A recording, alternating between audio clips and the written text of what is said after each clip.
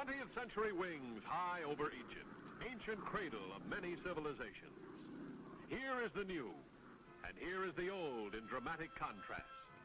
The camel caravan, outdating the memory of man, still transporting the commerce of this land of sun and desert. 5 times each day, the faithful face to Mecca for prayer. This exacting ritual has been performed without change for centuries for those millions of Egypt's people who would follow the teachings of Mohammed.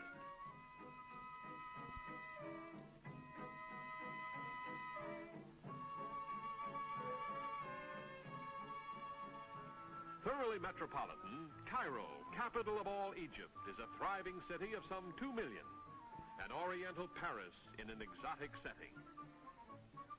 What traveler does not know Shepherd's Hotel, rich in tradition, one of the world's most famed hostelries, gathering place of this intriguing crossroads of the world. Cairo is building, and the trend is toward the modern style of architecture. But the minaret, of course, remains as part of the Egyptian scene. Ultra-modern in design and fashionable suburb of Cairo is Heliopolis, rebuilt on the site of its ancient historical namesake. Egypt is predominantly Mohammedan. Temples of the faith are exotic mosques with sky-piercing minarets as silent sentinels over the everyday scene. Of course, no trip to Cairo would be complete without paying a leisurely visit to the famous Bazaar district. Here, an artisan hammers thin silver wire into brass to create a design of delicate beauty. You'll be fascinated as you move along the narrow streets, pausing at stalls and shops of merchants of every nationality. At the veiled Egyptian woman passing by, an interesting study in the Egyptian parade. And to relax for a moment, try a cool smoke on an Egyptian water pipe, better known as a hookah. Egypt and the Suez Canal, one of the world's busiest and certainly one of the most important inter-ocean waterways. Joining the Mediterranean with the Red Sea, this water-level, lockless canal has long been a prize of ownership. He who would control the Suez controls much of the destiny of the Middle East and beyond. For this is the vital water link with India and the Orient. Egypt also travels on rails. We speed southward through the Nile Valley, a countryside of irrigated, well-cultivated fields, to Karnak in Upper Egypt. Many centuries ago, the pharaohs were born along this avenue of the Sphinxes to the temple of Karnak, there to worship Amon, god of light. Today, this crumbling picture reflects the truly great civilization that once existed here, even before the Greeks became a nation, and even before the days of Troy's greatness. Egypt was the seat of a civilization already old and rich. The age of the living has vanished into history, leaving behind unspeaking sculptured figures cut from single blocks of stone, some 80 to 90 feet high, and weighing as much as several huge locomotives. Into the pillars and arch pieces are inscribed scenes from the lives of the ancient pharaohs and the peoples they ruled. Many of the hieroglyphics have been translated, adding immeasurably to our knowledge of the great civilization that flourished centuries ago. The massive temples and columns at Luxor attest to the heights the ancient Egyptians reached in the arts of construction and carving. Nowhere else in the world can be found such complete evidence of man's engineering greatness.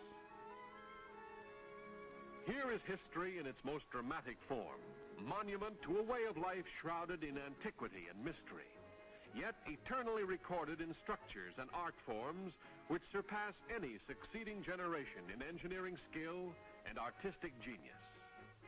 This indeed is true evidence of a civilization that existed in fact, then to disappear almost completely. A civilization which by any measure or comparison was certainly one of rare distinction and unequaled achievement.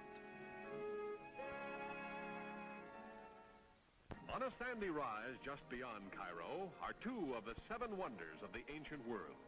The Great Pyramid of Cheops, which some scientists date back to 2650 BC, and the mighty Sphinx. Riddle of the ages is the silent Sphinx, crouching, forever guarding the secret of her being, fashioned centuries before the shadowy figure of Queen Cleopatra.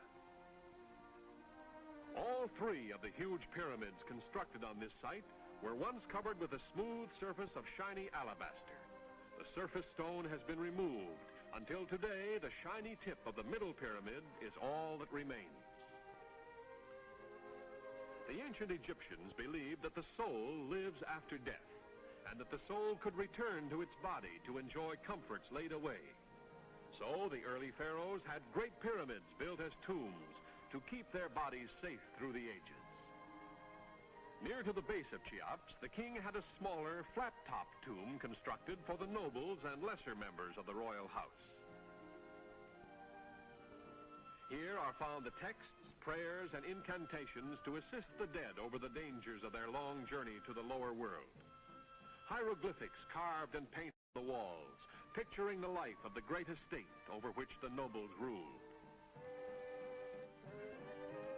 The Great Pyramids represent a real architectural mystery. How could such mighty structures have been constructed entirely by hand? How could such enormous blocks weighing many tons be transported from quarries miles removed?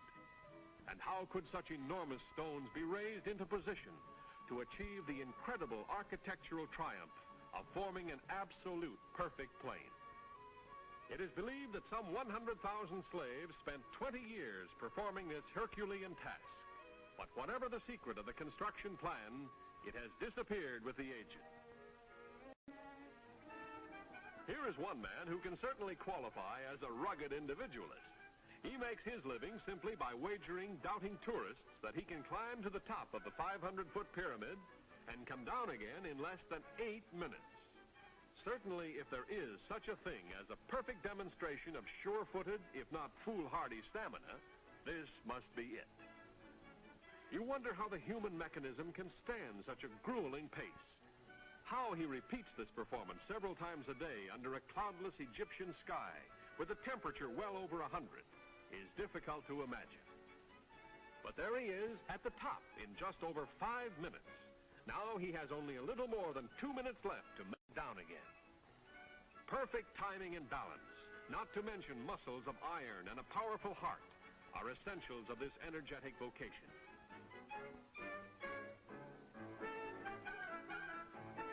Down, down, down with the fleetness of the sure-footed gazelle.